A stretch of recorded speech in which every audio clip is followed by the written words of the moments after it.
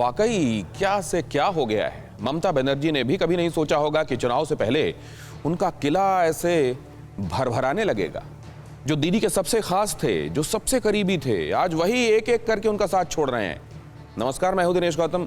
आज की कड़ी में ममता की मुश्किल पर सबसे बड़ी और एक्सक्लूसिव खबर दिखाएंगे।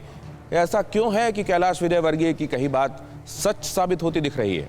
बावजूद इसके ममता बनर्जी ये दिखाने की कोशिश में है कि उन्हें फर्क नहीं पड़ता, लेकिन अब फर्क पड़ेगा, क्योंकि शुभेंदु, शीलभद्र दत्ता, अब राजीव बनर्जी, अगर ऐसे ही बड़े विकेट मिनिस्टर्स तृणमूल कांग्रेस से हटते जाएंगे तो यकीन मानिए ममता की मुश्किल बढ़ेगी, बहुत ज्यादा बढ़ेगी।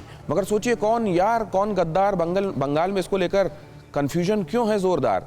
आज हम आपको बताएंगे बंगाल से जुड़ी हर एक खबर के बारे में, और उससे पहले ये अहम खबर आपको दिखा देते हैं।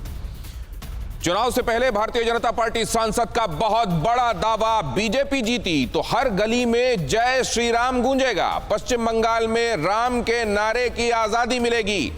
टीएमसी नेताओं ने राम के नारे पर उठाए थे सवाल। हर रैली में टीएमसी का दावा, बंगाल में ये नहीं चलेगा। क्या कहा गया है अर्जुन सिंह की तरफ से। अर्जुन सिंह भी किसी जमाने में टीएमसी में थे, लेकिन अर्जुन सिंह जब टीएमसी छोड़कर आए तो उनके ऊपर कहते हैं कि वहां की सरकार ने न जाने कितने मुकदमे कर दिए, और इसी तरीके से अब वही जो उनके साथ कभी थे अब दूर होने लगे हैं। और अर्जुन सिंह ये बता रहे हैं कि अगर राम के नाम से चिढ़ होती है तो बहुत जल्द वो दिन मुमकिन हो सकता है जब हर गली में एक ही नारा, एक ही नाम होगा, जय श्री राम, जय श्री राम। क्या यह जानबूझकर किया गया है? क्योंकि इस समय भारतीय जनता पार्टी को यह दिखाई दे रहा है कि तृणमूल कांग्रेस उसके ले किए हुए ट्रैप में आ रही है। क्या उसकी शतरंज की बिछाई बिसात में अब तृणमूल कांग्रेस आकर खेलने लगी है? उसके अखाड़े में आकर उसके मजबूत दावों के खिलाफ अपने कमजोर दांव उसी तरीके से जैसे वो चल रहे हैं चलने की कोशिश कर रही है। और ये क्या आने वाले दिनों में भारतीय जनता पार्टी के लिए एक विनिंग स्ट्रैटेजी हो सकता है? अर्जुन सिंह ने यह क्यों कहा है? क्या यह भापते हुए कि जनता में, वहां की जनता में वाकई एक डर है जिससे वो आजादी चाहते हैं, इसलिए, या जानबूझकर टीएमसी को चढ़ाने के लिए? देखिए क्या कहा गया है। भारतीय जनता पार्टी सांसद बैरकपुर से अर्जुन सिंह, उनका ट्वीट, वादा करता हूं कि पश्चिम बंगाल में भी आजादी मिलेगी। ये आजादी, कौन सी आजादी? ये आजादी, ये भगवा झंडे लहराते हुए, और यहां पर ये जरा क्या आवाज आ रही है साथ में वो भी देख लीजिए। यहां पर ये लिखा गया है, हर गली चौराहे से एक ही आवाज गूंजेगी, एक ही नारा, एक ही नाम, जय श्री राम, जय श्री राम। सुनिए आवाज।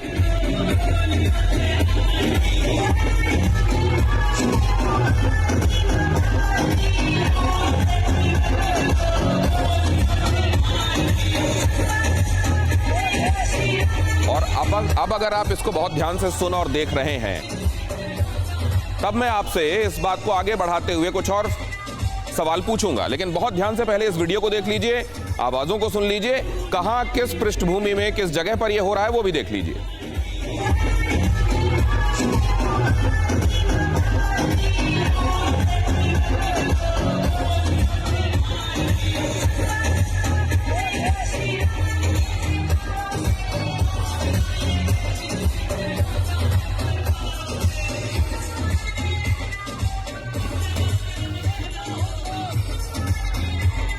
अर्जुन सिंह जिन्होंने ये ट्वीट किया वो खुद हमारे साथ जुड़े हुए हैं। सबसे पहले उनसे मेरा सवाल, मस्जिद के ऐन सामने का ये विजुअल और उसको लेकर आपका ये ट्वीट, क्या चाहते हैं अर्जुन सिंह साहब? क्या? मस्जिद के सामने से ये लोग गुजर रहे हैं, उसके सामने से गुजरते हुए ये झंडे लहराते हुए और नारे लगाते हुए उसको आप ट्वीट करते हैं विजुअल को, और आप कहते हैं एक ही नारा, एक ही नाम, सबका साथ, तो सबका विकास ऐसे होगा। मस्जिद के सामने झंडा लहराना और जाना, उस रास्ते से, एक ही मस्जिद के सामने अगर रास्ता है तो उसमें जाना कहां से अपराध है? हमारे देश के किस कानून में अपराध बोला गया है? अच्छा, इसमें कुछ भी ऐसा नहीं है जो किसी को भड़काने वाला? किस कानून में इसको अपराध बोला गया है? क्योंकि देश के किसी कानून में इसको अपराध नहीं माना गया है, इसलिए इसको प्रोवोकेटिव तो बिल्कुल नहीं माना चाहिए। क्या ऐसा ही बाकी मेहमान समझते हैं? खालिद अब्दुल्ला साहब हमारे साथ जुड़े हुए हैं, दूसरे नजरिए भी ले लें। अर्जुन सिंह साहब, ये बात तो सच कह रहे हैं आप कि ये कहीं नहीं लिखा हुआ कि मस्जिद के सामने से आप झंडे लेकर नहीं गुजर सकते, नारे नहीं लगा सकते, लेकिन इसके कुछ दूसरे आयाम भी हैं, वो भी समझते हैं। खालिद अब्दुल्ला साहब, इस पर आपकी प्रतिक्रिया? देखिए, भारत एक लोकतंत्र देश है। प्रजातंत्र में क्या कि प्रजा का हर वो हक अपना अदा कर सकते हैं। ये रास्ता है, रास्ते से जा सकते हैं। नारा भी लगा सकते हैं। मैं तो ये भी कहूँगा कि जिस तरह से, जैसे मेरा नाम खालिद इबादुल्ला है, तो मैं एक मुस्लिम हूँ। अर्जुन सिंह वो एक हिंदू धर्म के से ताल्लुक़ रखते हैं, रखना भी चाहिए, और उनकी आस्था होनी चाहिए। मेरी आस्था मेरे धर्म से, तो मेरे धर्म में ये भी लिखा गया है, कुरान का एक आयत है, छोटा सा मैं पढ़ दूँ तो उससे क्या कि पूरी तरह से तफसील क्लियर हो जाएगी कि जब दूसरे धर्म को सम्मान करने की बात कहा जाता है तो कुरान में एक आया है, लकुम दीनकुम वलिय दीन। इसका छोटा सा मैं माने बता दूं, तुम्हारा दीन तुम्हारे साथ, मेरा दीन मेरे साथ, मेरा मजहब मेरे साथ, मैं दूसरे के मजहब को। ठीक है, अब इसको लेकर मैं अर्जुन सिंह साहब से उनका नजरिया ले लेता हूं। अर्जुन सिंह साहब, इसमें कुल मिलाकर जो बात है वो ये है कि अगर हर तरफ जय श्री राम होगा तो फिर सबका साथ सबका विकास कैसे होगा? सबका साथ सबका विकास से धर्म को क्यों जोड़ रहे हैं? हमारा धर्म में हम अपने आराध्य देव का नाम नहीं ले सकते हैं? ऐसा किस धर्म में कहा गया है? अल्लाह अकबर जो कहते हैं तो लोग तो सोए रहते हैं, अजान होता रहता है, क्यों होता है? इस तरह के भारतवर्ष में एक सवाल ये है ना कि इसको देखा ऐसे जा रहा है अर्जुन सिंह साहब कि आपने कहा जब भारतीय जनता पार्टी की सरकार बनेगी तो एक ही नारा, एक ही नाम होगा, तो क्या इसका मतलब यह है कि बाकी सब भी इसमें अकोमोडेट किए जाएंगे, या इसका मतलब यह है कि एक ही नारा, एक ही नाम होगा, बाकी लोग अकोमोडेट नहीं होंगे सरकार बनने के बाद? ये समझाइए। तदबीर, अल्लाह अकबर बोलने से मुझे कोई परेशानी नहीं है, तो हमारे मुसलमान भाइयों को भी जय श्री राम से कोई परेशानी नहीं होनी चाहिए, ये है नियम। तो ये अर्जुन सिंह साहब, ये किस जगह पे कैप्चर किया है ये वीडियो? ये मुझे मालूम नहीं है किस जगह का वीडियो जी। आज जुलूस निकला हुआ था जी, उस समय कोई होगा। चलिए, तो ये इसकी जो दलील दी गई है अर्जुन सिंह जी की तरफ से वो ये कि नाराए तकबीर अल्लाहू अकबर से हमको कोई परेशानी नहीं है और इससे कोई परेशानी नहीं होनी चाहिए। खालिद अब्दुल्ला साहब, बाकी मेहमानों के साथ भी मैं चर्चा आगे बढ़ाऊंगा, लेकिन एक रिएक्शन पहले ले चाहता हूं मैं खालिद जी से। देखिए, मैं उनको सम्मान करते हुए, अर्जुन सिंह की बातों को मैं सम्मान करते हुए ये कहना चाहूंगा, हिंदू भाई जय श्री राम कहने से कोई तकलीफ किसी को नहीं होना चाहिए। मुसलमानों को भी मैं समझता हूं कि बिल्कुल नहीं होना चाहिए, मैं इत्तेफाक रखता हूं। लेकिन दो धर्म आपस में लड़वाने वाले काम करने वालों को, ये जो रास्ते पे उतरकर चिल्ला और झगड़ा करने वालों को कम से कम सोचने की जरूरत है। धर्म अपना अपना और धर्म का आस्था अपना अपना रखना भी चाहिए। अर्जुन सिंह को मैं कहता हूं, आप जय श्री राम जरूर कहें, और मैं तो ये भी कहूंगा कि पूरे हिंदुओं अगर जय श्री राम कहते हैं तो मैं उनको कहता हूं कि आप जरूर कहें, क्योंकि आपका ये आस्था है और आपको ये कहना कोई, मैं समझता हूं, गलत नहीं है। इलियास शराफुद्दीन भी मेरे साथ जुड़ रहे हैं, उनका नजरिया ले लेता हूं। इलियास शराफुद्दीन साहब, पहले मेरी ये इल्तिजा है आपसे कि आप बहुत शराफत के साथ अपनी बातों को रखिएगा, क्योंकि अक्सर आपकी बातें जब यहाँ पर लोग सुनते हैं उसके बाद मुझसे पूछते हैं कि आप उनको क्यों बुलाते हैं, और मैं नहीं चाहता कि ऐसा कुछ हो। बहुत सलीके से और बहुत शराफत के साथ आप बातों को रखेंगे, इस उम्मीद के साथ मैं आपसे सवाल पूछता हूँ कि इसमें क्या ये इस नज़रिए को एंटरटेन किया जाना चाहिए कि क्यों ये ऐसा कहा गया, या वाकई ये कहा जा सकता है, इसमें आपत्ति क्या है? दिनेश, मैं ये बताना चाहूंगा कि हमारे भारत के अंदर सबको अपने धर्म पर चलने की आजादी है और उसको फैलाने की आजादी है और उसको प्रचार करने की आजादी है। तो कोई भी अगर ये कर रहा है तो इस आजादी का फायदा उठा रहा है, तो हमारा कॉन्स्टिट्यूशन उसकी परमिशन देता है। लेकिन मैं ये जरूर कहूंगा कि धर्म के सहारे देश में दो जातियों को लड़ाना, एक दूसरे के खिलाफ जहर फैलाना और उसके बलबूते पर वोट हासिल करना, या सीबीआई और एनआईए से डरा के दूसरे लीडर्स को हाईजैक करना पार्टियों के, ये बंद होना चाहिए। जय श्री राम के नारे के साथ मस्जिदों पर अटैक हो या मुसलमान बस्तियों पर अटैक हो, ये बंद होना चाहिए, और जय श्री राम के नारे का गलत इस्तेमाल बंद होना चाहिए, ये जरूर होना चाहिए। इलियास शराफुद्दीन, लेकिन एक ऐसी जगह जहां पर सियासत में ये देखा जाने लगा हो कि हमारा वोट बैंक तो वो हैं जो बाहर से आने वाले ऐसे लोग हैं जो यहाँ अनाधिकृत तरीके से घुसे हुए हैं, उनके राशन कार्ड बना दिया जाना, आधार कार्ड बनाकर उनको वोटर लिस्ट में शामिल करने की कोशिश किया जाना, अगर ये सियासत सोचने लगेगी तो फिर ये बात कही जाएगी कि जहां राम के नाम से चिढ़ है, आप निश्चिंत रहिए, बहुत जल्दी ऐसा माहौल आने वाला है जहां आप खुलकर ये बात कह सकेंगे। जी, अगर आप बाहर से आने की बात करेंगे तो साउथ इंडिया के कई लीडर्स और पॉलिटिकल पार्टीज, द्रविडियन पार्टीज मानते हैं आर्यन भी बाहर से आए थे और श्री राम का नाम भी बाहर से लेकर आए यूरोप से। तो अगर आप ऐसा देख लेते बैठे तो जय श्री राम के नारे पर भी आपत्ति है ड्रविडियन पार्टीज को। ऐसा करके देश को तोड़ने की बात मत करिए, देश को यूनाइटेड रखने की बात करिए और देश में शांति उन्नति की बात करिए। एक दूसरे की टांग खींचेंगे तो फिर सामने वाले के पास भी बहुत कुछ है टांग खींचने के लिए। हमारे साथ बाकी मेहमान भी जुड़े हुए हैं, उनको भी आप इस वक्त स्क्रीन पर देख रहे हैं। हमारे साथ प्रियंका टिब्रेवाल जुड़ी हुई हैं, भारतीय जनता पार्टी बंगाल से, बहुत स्वागत है आपका। आफ्ताब आलम हमारे साथ सीपीआई से जुड़े हुए हैं, उनका भी बहुत स्वागत करता हूं मैं। ये क्यों जरूरी है प्रियंका जी कि चुनाव के वक्त खासतौर से जब कम्युनल लाइंस पर डिवाइड करने की बातें चल रही हों तब इस तरह की बातें की जाएं? क्या ये आवश्यक है, खासतौर से जब हम डेवलपमेंट के एजेंडे की बात करते हुए किसी पार्टी को देखें, बार बार ये कहते हुए देखें कि देखिए हमने कहां से कहां तक पहुंचाया है, जिन राज्यों पर हमने राज किया है? बिल्कुल, डेवलपमेंट की बात तो होनी ही चाहिए और डेवलपमेंट जिन्होंने किया है वो उसकी बात करते भी हैं। हमने डेवलपमेंट किया है, गुजरात में डेवलपमेंट किया है, लोगों को नौकरियां मिली हैं।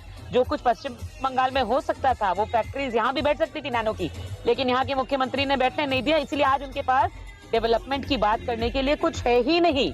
इसीलिए मुख्यमंत्री क्या कहती हैं, ये आज का बयान है उनका, वो कहती है जितने इन्फिल्ट्रेटर्स बांग्लादेशी यहाँ आए हैं, मैं उन सबको रहने के लिए जो है जगह पूरी दलील पक्की करके दूंगी, पट्टा दूंगी। क्यों देंगी? क्योंकि उनको उन्होंने वोटर कार्ड्स बना करके दिए हैं वोट देने के लिए। हम नहीं कहते, ये वो ही कहती हैं कि वो लोग दूध देने वाली गाय हैं। तो आज माइनॉरिटीज को आप दूध देने वाली गाय बताते हैं, आप ये बताते हैं कि वे आपको वोट देंगे। तो आप ये देखिए विभाजन की राजनीति कौन कर रहा है, धर्म की राजनीति कौन कर रहा है। अभी मेरे किसी भाई ने एक आयत के बारे में कहा कि तुम्हारा दीन तुम्हारे साथ, मेरा दीन मेरे साथ। तो सर, जय श्री राम जो है वो ये नहीं कहता कि आप किसी भी धर्म का नाम नहीं ले सकते, वो आपको डराता नहीं है। लेकिन ला इलाहा इल्लल्लाह मोहम्मद रसूलुल्लाह ये जरूर कहता है कि एक ही अल्लाह है, दूसरा भगवान कोई नहीं है, सिर्फ एक ही अल्लाह है। ये हम नहीं कहते, जय श्री राम ऐसा नहीं कहता। जय श्री राम तो राम की भक्ति में ये कहता है, उनकी विक्ट्री है, ये हम कहते हैं। हम ये नहीं कहते कि किसी धर्म में उसको मत मानिए, या और कोई धर्म नहीं है, और कोई अल्लाह नहीं है, या और कोई ईसाई नहीं है, हम ये बिल्कुल नहीं कहते। ये जो धर्म कह रहे हैं वो लोग ये कहते हैं कि हमारे ऐसा कहने से उनको तकलीफ पहुंचती है। क्यों तकलीफ पहुंचती है? जब आपके यहाँ अजान होती है, हम तो नहीं कहते हमें तकलीफ पहुंच रही है, तो ये नाम सुनकर के आपको तकलीफ क्यों पहुंचती है? चलिए, ये इलियास शराफुद्दीन आपकी बात पर कुछ कहना चाहते हैं। मैं सिर्फ इतना कहूंगा कि ला इलाहा इल्लल्लाह का जिक्र सिर्फ कुरान में नहीं है। अगर वेदा पढ़ ली मेरी बहन और गीता पढ़ ली, उपनिषद पढ़ ली तो पढ़ेगी एकम विदित्यम एकम ब्रह्म दित्य नास्ते नेह नास्ते किंचन, जिसके माने हैं सबका मालिक रब ईश्वर एक ही है, दूसरा नहीं है। यही है ला इलाहा इल्लल्लाह। तो एक बार अगर आप वेदा गीता उपनिषद पढ़ेंगे तो आप भी ला इलाहा इल्लल्लाह पढ़ लेंगे मेरी बहन। ठीक है, इसी पर खालिद अब्दुल्ला साहब कुछ कहना चाह रहे हैं। खालिद अब्दुल्ला, धर्म मेरे साथ, उन्होंने अभी कहा कि आपका अल्लाह, आ रहा हूं, ये कहा ला इलाहा इल्लल्लाह में ये कहा था कि आपके अल्लाह ही एक है और भगवान नहीं है। तो इनको समझने की जरूरत है कि अगर इंग्लिश में बोले, हिंदी में बोले तो वो भगवान है, और उर्दू में बोले तो अल्लाह है। तो भगवान, अल्लाह, गॉड, ईश्वर सब तो एक ही हुआ, कोई दूसरा नहीं। उनका कहने का उनका मतलब प्रियंका जी का क्या यही था जो आप जिस तरीके से तर्जुमानी कर रहे हैं इसकी, या उसका कुछ मतलब कुछ और था? प्रियंका जी बहुत संक्षेप में, क्योंकि आफ्ताब जी के पास जाना है फिर मुझको। बिल्कुल नहीं, इनका जो कहना है वो हर जगह ये कहते हैं कि अल्लाह छोड़ करके कोई और कुछ नहीं है, दूसरा स्वरूप। अल्लाह ही एक रूप है, अल्लाह ही एक स्वरूप है, ये कहता है इनकी आयत, ये कहती है। अब ये अगर दूसरा मीनिंग यहाँ एक्सप्लेन करें तो आई हैव नथिंग टू से। और अगर जो ये कह रहे हैं, ये पूरी कौम, अगर इनकी पूरी माइनॉरिटी इसी बात को माने तो हमें कोई परेशानी ही नहीं है। आप किसी भी रूप में भगवान को याद करिए ना, हम कहाँ मना करते हैं। तब फिर आपको अगर आप यही कहते हैं कि भगवान का कोई भी रूप हो सकता है, तो फिर आपको राम के नाम से तकलीफ क्यों है? आफ्ताब जी, देखिए, अभी भी बोल रही थी, बीजेपी की प्रवक्ता बोल रही थी, ये जो गुजरात मॉडल की बात कर रही हैं आप, तो ये गुजरात मॉडल पूरी तरह से फेल हो गया। इनका गुजरात मॉडल जो है वो अडानी और अंबानी का मॉडल है, वो आम जनता का मॉडल नहीं है। इनका मॉडल की वजह से आज देश का सारा किसान सड़कों पे पड़ा है, और इनको सिर्फ इस बात से पड़ी है, अरे भाई आपका आस्था है, ये डेमोक्रेटिक कंट्री है, सेकुलर कंट्री है, आप अपना धर्म मनाइए, हिंदू है जो है वो अपने हिसाब से करेंगे। आस्था का मामला है, पर्सनल मामला, निजी मामला है। निजी मामले को सार्वजनिक रूप से क्यों, क्या ये निजी रह गया है? आप जो डेवलपमेंट की बात करते हैं, क्या सियासत में धर्म खुलकर अपना रोल नहीं निभाता है? क्या ये निजी रह गया है? और क्या ये सच है कि जो एक नारा है वो दूसरे नारे के बिल्कुल बराबर जैसा है, उसमें कुछ भी अलग देखने की जरूरत नहीं है, या एक डराता है दूसरा आश्वस्त करता है, वाकई ऐसा है।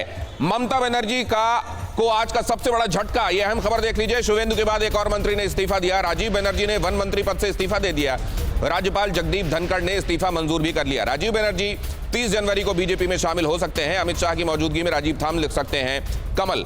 हालांकि यह भी कहा जा रहा था कि राजीव का भी उसी समय उहापोह की स्थिति चल रही थी जब शताब्दी की चल रही थी, लेकिन शताब्दी को मना लिया गया, राजीव नहीं माने।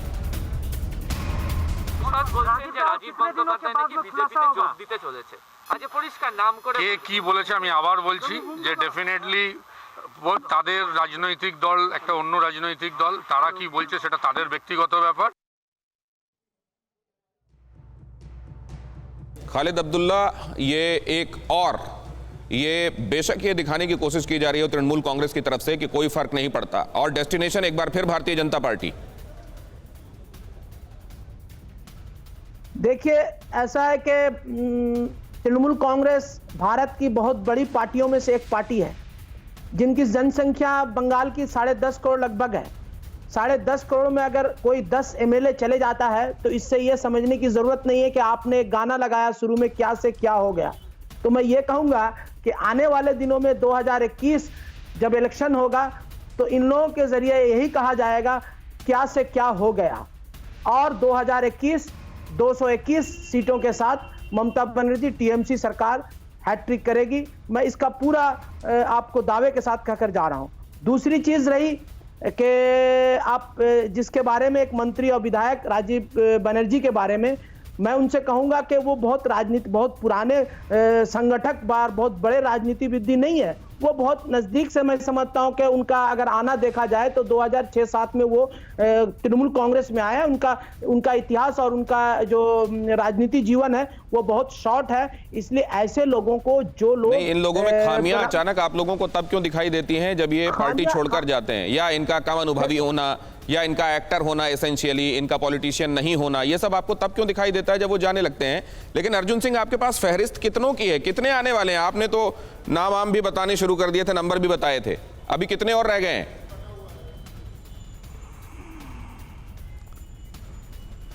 देखिए, मैं पहले भी कहा हूं कि ये तृणमूल की जो सरकार है, ये बहुत जल्द ही संवैधानिक संकट इसमें पैदा हो जाएगा, और ये सरकार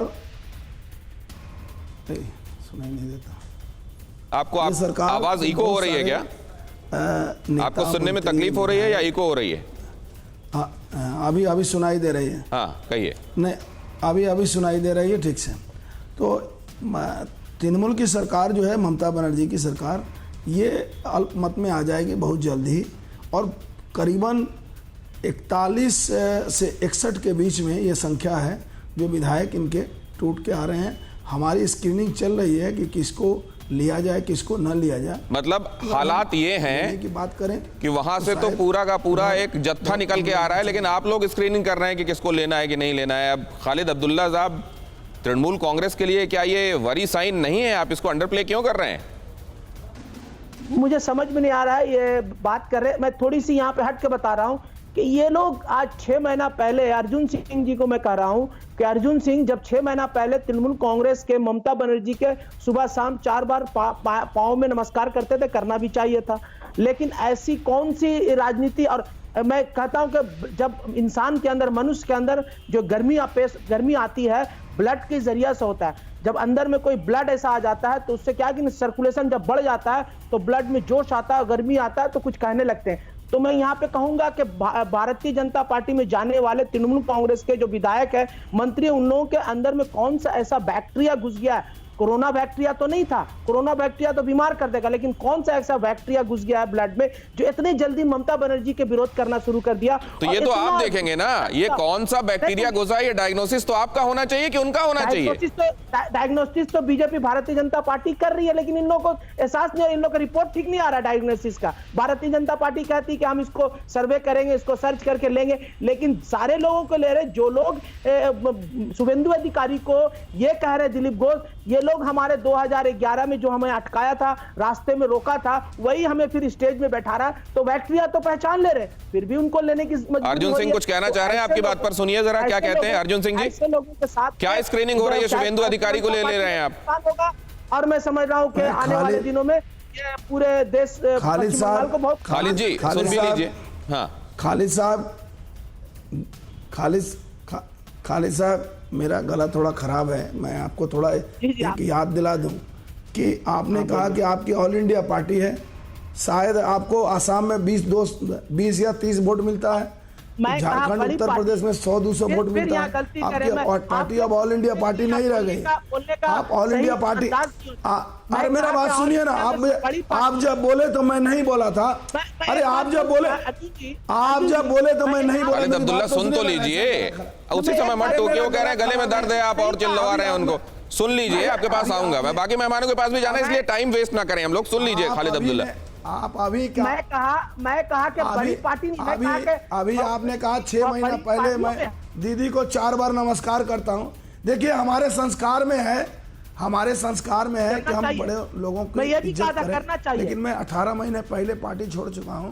और सुनिए, आप लोग ना अपने सत्ता के लिए आप लोग किसी का भी कत्ल कर सकते हैं। और वही ममता बनर्जी जी, आपके कहने में, आपके उस्काने में आज किसी का भी कत्ल करने को तैयार है कि उनको सत्ता में रहना है। अरे जबरदस्ती आप सत्ता में थोड़े रहेंगे, आपको पब्लिक चुनेगी, आपके साथ आपके लोग आपके साथ रहेंगे, तब आप सत्ता में रह सकते हैं। ठीक है, जब आपके लोग आपके साथ रहेंगे सत्ता में, आप तब रह सकते हैं, और सत्ता के लिए आप किसी का कत्ल भी करा सकते हैं। 2 बात याद रखिएगा। खालिद जी जवाब लूंगा, लेकिन अभी मैं जरा आफ्ताब जी से ये समझ लूं।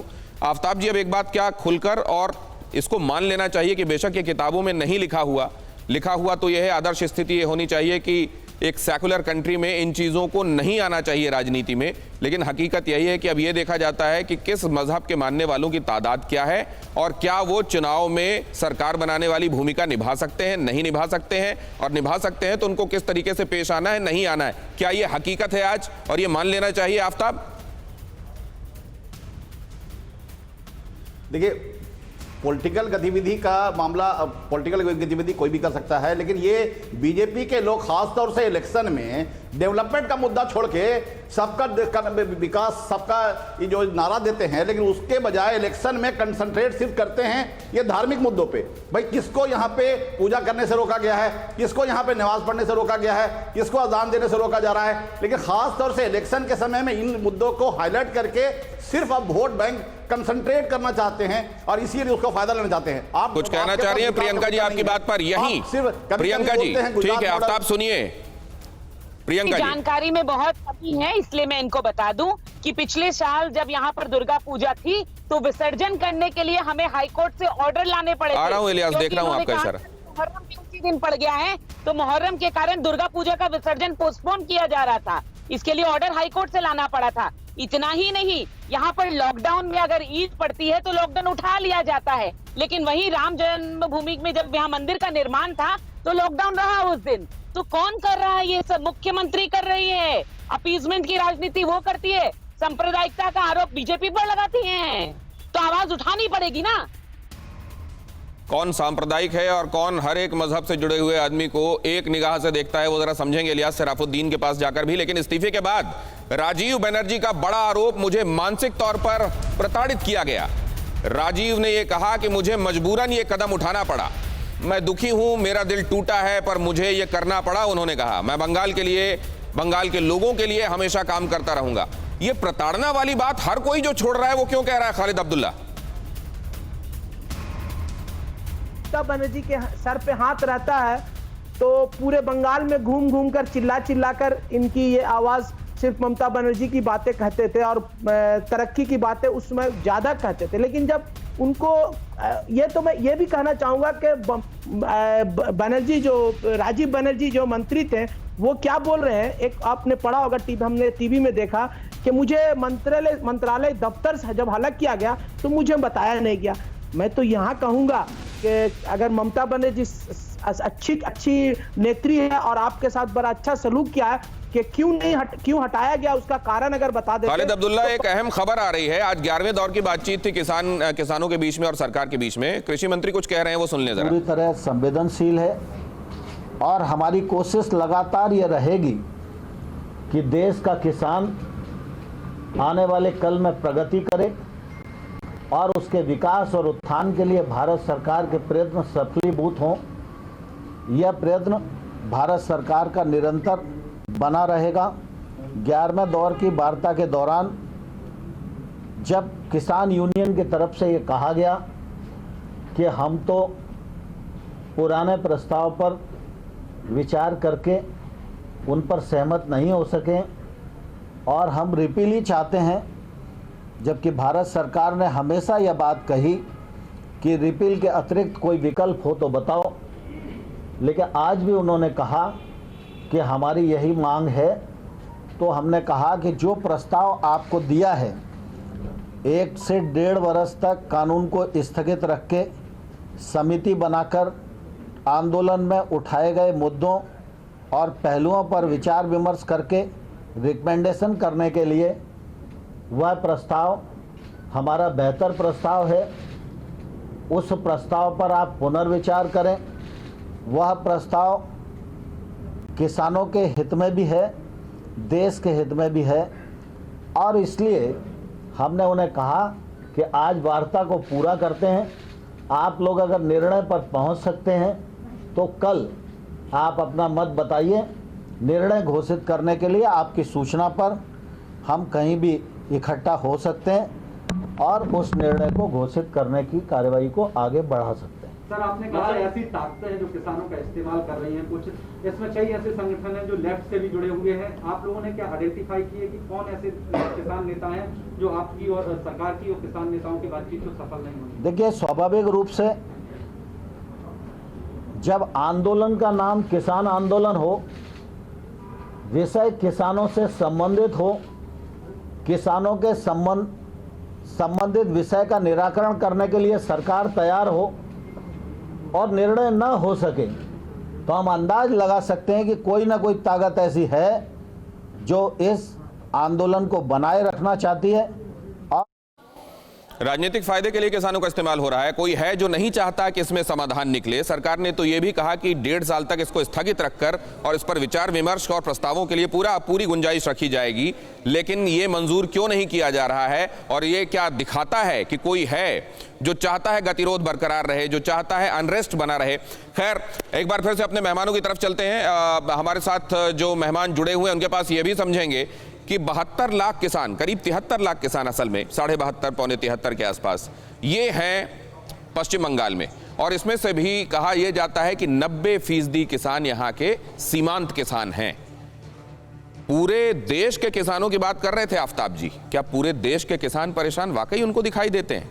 और क्या इसमें वाकई वामपंथी संगठनों का हाथ है कि वो गतिरोध बरकरार रहने देना चाहते हैं? इस पर बात करेंगे। लेकिन क्या इधर मोदी मार्ग पर ममता चलने के लिए मजबूर हो रही हैं? पहले आपने देखा जय श्री राम का नारा अगर कोई लगा दे तो सड़क पर रुककर वो उसके साथ हाथापाई करने लगती थी, लेकिन अब वो राम के नाम पर उतना रिपल्शन नहीं दिखा रही हैं। ये क्यों हो रहा है? क्या वाकई भारतीय जनता पार्टी की मोदी की राह पर ममता आखिरकार चल रही है? ये नहीं दिखाना चाहती कि उनसे प्रेरित होकर या इस वजह से वो चल रही है, लेकिन वो चलने लगी हैं, एक मैसेज देना चाहती हैं अपने वोटर्स को। मैं क्यों कह रहा हूं वो जरा देखिए आप। बाउल सिंगर के घर में अगर अमित शाह जाते हैं, वहां भोजन करते हैं, तो उसी बाउल सिंगर को, वासुदेव को मंच पर बुलाकर वो ये दिखाना चाहती हैं कि वो आपके साथ नहीं, वो तो हमारे साथ है। फिर वो ये भी कह देते हैं कि बाउल सिंगर से कहलवा दिया जाता है, क्योंकि बाद में वो कहते हैं कि हमसे कोई बातचीत नहीं हुई। नड्डा जिस रूट पर रोड शो करते हैं वहीं पर पैदल चलती है ममता, वहीं पर पैदल चलना आवश्यक क्यों है?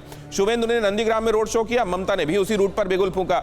बीजेपी को टक्कर देने के लिए हिंदुत्व और राष्ट्रवाद की बातें भी की जाने लगी हैं। विवेकानंद, टैगोर, बोस से संबंधित तिथियों को ममता बनर्जी मना रही हैं, और बल्कि ज्यादा जोर शोर से मनाती हुई और खुद को ज्यादा जुड़ा हुआ दिखाने की कोशिश कर रही हैं। क्या इन महापुरुषों के साथ खुद का जुड़ाव, और साथ में यह भी पता चल रहा है कि मुसलमान इस बार ममता बनर्जी से उतने प्रसन्न नहीं हैं। AIMIM की एंट्री, उधर पीरजादा अब्बास सिद्दीकी की एंट्री, और मुसलमानों का उतना खुश ना होना, इधर लेफ्ट का और कांग्रेस का एक साथ गठजोड़ बनाकर चुनाव में चला जाना, क्या ये सब बातें मजबूर कर रही हैं ममता बनर्जी को कि वो उस राह पर या उसके आसपास चलें जिसमें भारतीय जनता पार्टी चल रही है? क्या इस तरीके से चीजों का ऑब्जर्वेशन ठीक है, और अगर नहीं तो क्यों? जरा ये समझने की कोशिश करते हैं। खालिद अब्दुल्ला साहब, जरा आपसे समझना चाहता हूं, राग और सुर कुछ बदले हुए हैं, इसकी वजह क्या है? देखिए, बड़ा हास्य मामला आता है। आप जब बोल रहे थे कि ऋषि मुनियों को याद किया जाता है, ऋषि मुनि को, और आप बात कर रहे हैं तो रविन्द्रनाथ टैगोर का भी आपने कहा, स्वामी जी का भी कहा। तो मैं कहना चाहूंगा कि भारतीय जनता पार्टी 4.5 साल के बाद हमेशा हर स्टेट में याद आता है। जहां सरकार होती है तो वहां पे याद नहीं करते, जहां सरकार नहीं होती है तो 4.5 साल के बाद इनको याद आती है ऋषि मुनियों की। तो कहीं ना कहीं ये लोग राजनीति करते हैं। राजनीति करना अपना काम नहीं, अपना काम जनता की सेवा, जन की सेवा करना। और प्रियंका जी कुछ कह रही हैं आपकी बात पर? जा रही है। देखिए, ये आपके 4.5 साल वाली बात पर कुछ कह रही हैं? बात करती हूँ मैं, इधर उधर की बात नहीं करती, बिल्कुल तथ्यों के साथ बात करती हूँ। आ रहा हूँ इलियास जी आपके पास। जिस तरफ इनका इशारा था वो है कल नेताजी के जन्म दिवस पर प्रधानमंत्री का यहाँ पर आना, उसके लिए ये बोलना चाह रहे थे। तो मैं आपको बता देती हूँ कि 2016 में डिक्लासिफिकेशन ऑफ जो फाइल्स हुई थी वो प्रधानमंत्री मोदी जी ने ही की थी। दूसरी बात, 2018 में एक अवार्ड अनाउंस हुआ था नेताजी के नाम पर, वो भी प्राइम मिनिस्टर मोदी जी ने ही किया था। तो उस समय कोई भी चुनाव नहीं थे पश्चिम बंगाल में। तो जो इन्होंने कहा उसका उत्तर ये है। दूसरी बात कि इनको इलेक्शन के समय रवि ठाकुर की फोटो जो है ममता बनर्जी लेकर के रैलियों में घूम रही हैं। आज चारों तरफ उन्होंने नेताजी के साथ अपनी फोटोज और होर्डिंग्स लगा दी। हम तो इलेक्शन के लिए ऐसे पेट्रियट्स को या देश के जो इतने महान लोग हैं उन लोगों को तो हम यूज नहीं कर रहे। कौन यूज कर रहा है? जिनकी नौका अब डूब रही है, जिनको मालूम है कि जो 30% जिनके इस्लाम धर्म को ये सब कुछ मानती थी, अब वो इनको वोट नहीं देंगे, तो ये घबरा करके अचानक खास तौर से मुस्लिम वोटर्स को लेकर जो बातें की जा रही हैं, इस पर तो मैं आऊंगा ही कि क्या ममता उस राह पर चल रही है। लेकिन इसलिए इलियास शराफुद्दीन में समझना चाहता हूं कि वेस्ट बंगाल का सिनेरियो कहता क्या है, और ये जो अपनी तरफ या अपना जो एन ब्लॉक वोटर समझते रहे हैं जो दल, क्या इस तरीके से एक मजहब के मानने वालों को इस तरीके से देखना ये ठीक है क्या?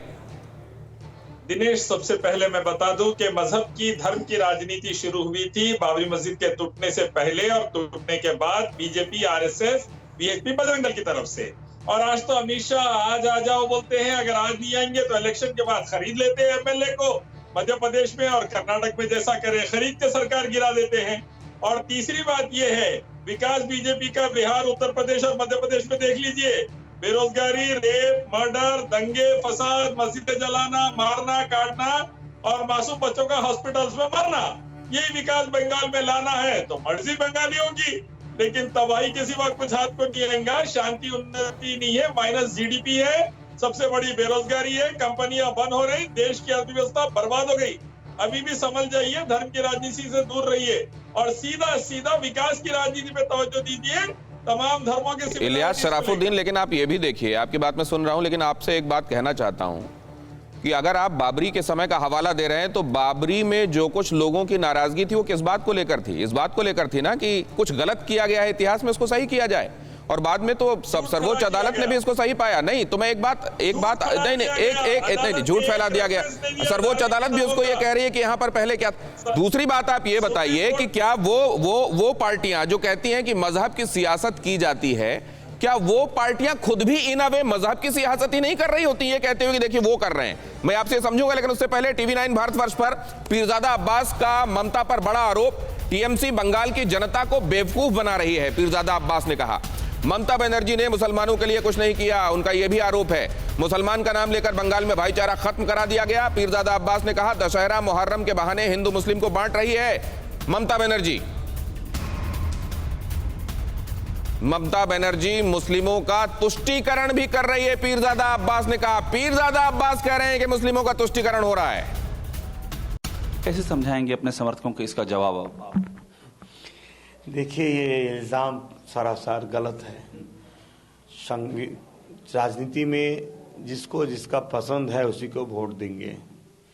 दूसरा बात है, सिर्फ मुसलमान की वोट से की राजनीति होता है? दूसरा तो हिंदू भाई है, दलित भाई है, आदिवासी भाई है, यहाँ ममता बनर्जी चुनाव में लड़ रहे, उसमें हिंदू वोट, दलित वोट बंटवारा नहीं होगा। और बीजेपी सीपीएम भी दे रहे, कांग्रेस भी दे रहे, और सुन रहे आम आदमी पार्टी भी आ रहे, निर्दल भी है, शिवसेना भी आ रहे, सुन रहे, तो इसमें क्या वोट बंटवारा नहीं होगा? तो ये सरासर गलत बात है। अगर किसी के पास से पैसा उठा के खाने का हमारा इरादा है, भाई आदत है, बाप से हमसे क्या हुआ है, पहले बात है। तो दूसरा बात है जो हमारे विरुद्ध में जो बोल रहे हैं, हम मानते हैं जो उसको, हम चाचा को हम विरोध नहीं मानते हैं, हमारे बड़ा है, चाचा है, ठीक है, उनकी गाली भी हमारे लिए दुआ है, बस चाचा के बारे में दूसरा कुछ नहीं कहेंगे। हमारा जो सोच है, गरीब को, हम पिछड़ा हुआ को मूल सूरत में लाने की हम कोशिश। कैसे समझाएंगे अपने समर्थकों को इसका? और पॉलिटिकल पार्टी पर पीरजादा परिवार में कलह भी दिखाई दे रही है। अब्बास सिद्दीकी के चाचा ने लगाए हैं गंभीर आरोप, ऐसे 100 पीरजादा भी आ जाएं तो कोई फर्क नहीं पड़ेगा, कहा। अब्बास ने रुपयों की खातिर लोगों को धोखा दिया है। अब्बास ने झूठ बोला, ममता ने मुस्लिमों का भला किया है। वो बुजुर्गों की नहीं मानते। हमारे यहाँ फुफड़ा से जितना आदमी, आप जितना पीर साहब पूछ लीजिए, हम तो एक पीर साहब यहाँ है कुतुबुद्दीन सिद्दीकी, उसके पास जाइए, क्या बोलेगी देखिए। हर पिताजी लड़का को समझना पड़ेगा, जो बेटा तुम आओ एक गलती करे, वो नहीं सुनते। खालिद अब्दुल्ला, कौन सही लग रहा है आपको? देखिए, तोहा सिद्दीकी साहब उनके चाचा हैं और अब्बास उनके भतीजा है, तो कहीं ना कहीं उनके बाप और चचा का रिश्ता है। तो चचा जब अगर उम्र में बहुत बड़े हैं, उनकी बात को समझने की जरूरत है। और वो कह रहे हैं कि वो फुरफुरा शरीफ एक बहुत बड़ा, उन लोगों के लिए एक बहुत ही पाक जगह है और दुनिया का समझते हैं कि भारत का तीसरा वो ऐसा तीर्थ जगह है। मतलब आप ये कह रहे हैं जो चचा कह रहे हैं वो सही है, जो भतीजा कह रहे हैं वो सही नहीं है, आप ये कह रहे हैं? मुझे कहने दीजिए। तो चाचा ये कह रहे हैं कि आप पीर मुरीदी का जो काम है वो जरूरी है फुरफुरा शरीफ में, वो करें आप। अगर आप राजनीति करते हैं तो आपको या पीरजादा या फुरफुरा शरीफ का नाम लेकर आप राजनीति ना करें। उनका कहना बिल्कुल सही है कि अगर आप धर्म को भी साथ में रखिएगा, पीरजादा और पीर की मुरीदी को भी साथ में रखिएगा, तो राजनीति को एक साथ में लेकर मत चलिए। तोहा साहब ये कह रहे हैं, मैं समझता हूं कहीं ना कहीं तोहा साहब उनको समझाने की कोशिश कर रहे हैं कि ये इलियास शराफुद्दीन का नजरिया भी इसमें लेना जरूरी है। इलियास शराफुद्दीन, आपका नजरिया? मेरा नजरिया यही है कि धर्म को पॉलिटिक्स के लिए एक्सप्लॉइट करके देश को और बर्बादी की तरफ ना लेके जाएं। कौन कर रहा है और कौन नहीं कर रहा है? पॉलिटिक्स बंद हो, मंदिर मस्जिद की पॉलिटिक्स बंद हो, शांति, उन्नति, एकता की पॉलिटिक्स के ऊपर ध्यान दे, वरना चाइना अंदर। ये तो लग रहा है जैसे आप भाषण दे रहे हैं इलियास शराफुद्दीन। मैं व्यावहारिक बातों पर इस समय डिबेट कर रहा हूं। मैं एक बार आफ्ताब जी के पास जाऊं। आफ्ताब जी, कौन नहीं कर रहा है आज कम्युनल लाइंस पर सियासत, अगर आरोप भारतीय जनता पार्टी की तरफ लगाए जा रहे हैं? आ रहा हूं अर्जुन जी, इसके फौरन बाद आपके पास आ रहा हूं, बहुत महत्वपूर्ण है मेरे दिमाग में। देखिए, अभी एक बात तो है कि तृणमूल कांग्रेस ने जो वहां पे लूट का जो बाजार खोला और गुंडा राज खोला, उसकी वजह से आज बीजेपी को वहां मौका मिल रहा है, क्योंकि सारे जो उनके मंत्री हैं और जो नेता हैं, पूरा गुंडा लोगों को जो भीड़ जुटा लिए हैं, उनकी वजह से उनको ब्लैकमेलिंग करके उनको अपने साथ जोड़ने का मौका मिल रहा है। और इस तरह के जो लोग हैं, जो हैं, चाहे मुस्लिम तुष्टीकरण की बात करें, चाहे हिंदू तुष्टीकरण की बात करें, कुछ ना कुछ धार्मिक लोग सामने आज खड़े हो जाते हैं, कुछ बयान दे देते हैं जिसका राजनीतिक फायदा, और जो विकास का मुद्दा है, जो मूल मुद्दा खत्म हो जाता है। इसीलिए मेरा कहना है कि जो मूल वहां के अभी बंगाल की समस्या है वो है तृणमूल के लोगों के द्वारा जो वहां गुंडा राज चल रहा है, वहां जो लूट का कांड चल रहा है, ठीक है, और उसी वजह से बीजेपी को फायदा मिल रही है। और आगे ये भी बात बता दूं कि ये जो बीजेपी के लोग जो बीजेपी का तृणमूल का लेकिन अगर ये 34 साल के वामपंथी शासन में ऐसा मॉडल पेश किया जाना चाहिए था कि लोगों को वो सुनहरे दिन याद आ जाएं जब गुंडागर्दी नहीं होती थी, हिंसा कहीं नहीं होती थी, सब कुछ स्वर्ग जैसा था। लेकिन एक अहम बात मैं आपको पहले बता दूं, वैशाली डालमिया को टीएमसी से निष्कासित कर दिया गया है। टीएमसी की अनुशासन समिति ने वैशाली पर कार्रवाई की।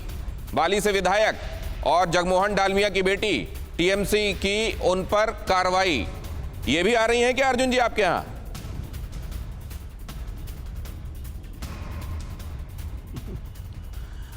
हमारे यहाँ, हमारी पार्टी में जो भी इस वक्त सभी के लोग हैं वो आ सकते हैं, उन्हें हमें रोक नहीं है। हमारे सारे जो तृणमूल से आज उनको वहाँ परेशानी है, वो काम नहीं कर पाते हैं, 4.5 साल में फाइल तक नहीं खोल पाते हैं, विधायकों को उनका फंड यूज करने नहीं दिया जाता है, एमपी को उनका फंड यूज करने नहीं दिया जाता है, तो ऐसे बहुत सारे और इस वजह से परेशान होकर चुनाव से ऐन पहले वो पार्टी से छोड़कर या निकाले जाते हैं और दूसरी पार्टी में जाते हैं। सर इलियास साहब की एक बात का जवाब मैं देना चाहता हूँ। सर मैं इलियास साहब की बात का एक जरा से जवाब देना चाहता हूँ। इलियास साहब बड़ा अच्छा बात बोल रहे हैं कि धर्म को पॉलिटिक्स से नहीं जोड़ना चाहिए, लेकिन पूरे हिंदुस्तान में हम यही देखते हैं कि जहाँ चुनाव होता है तो मस्जिदों से ही फतवा जारी होती है और सिख चुनाव के पहले शुक्रवार को एलानिया बोला जाता है कि इस पार्टी को ऐसे लोगों को वोट दो। तो ये क्या बात कर रहे हैं इलियास साहब? आप बुजुर्ग हैं, आपको मैं नमस्कार करता हूं, लेकिन आप लोग जरा जो बोलते हैं वो करते नहीं हैं, करके दिखाइए तो निश्चित रूप से भारतवर्ष से आपने जीडीपी की बात कही, बड़ा अच्छा लगा। धन्यवाद आप मेहमानों का। आप लोगों ने कम से कम इस पर चर्चा करके वो स्पष्ट किया जो आपके जहन में है और आप जो लोगों के साथ बांटना चाहते हैं। हालांकि जनता वो भी समझती है जो जहन में है, लोगों से कहा नहीं जाता, लेकिन वो व्यावहारिक तौर पर सामने होता हुआ देखते हैं। हम देख रहे हैं कि यहाँ पति का घर पत्नी छोड़कर सियासत की वजह से जा रही है। हम देख रहे हैं यहाँ कि भतीजे के खिलाफ चचा बोल रहे हैं क्योंकि उन्होंने अब पॉलिटिकल आउटफिट बनाने के बारे में ऐलान कर दिया है। सियासत घर तक घुस रही है, घर तोड़ रही है। इसीलिए आज इलेक्शन कमीशन ने भी कहा कि इस बार वोल्टेज बहुत हाई होने वाला है। मामला कहां तक जाएगा अड़ी, क्योंकि हमें देश की पड़ी।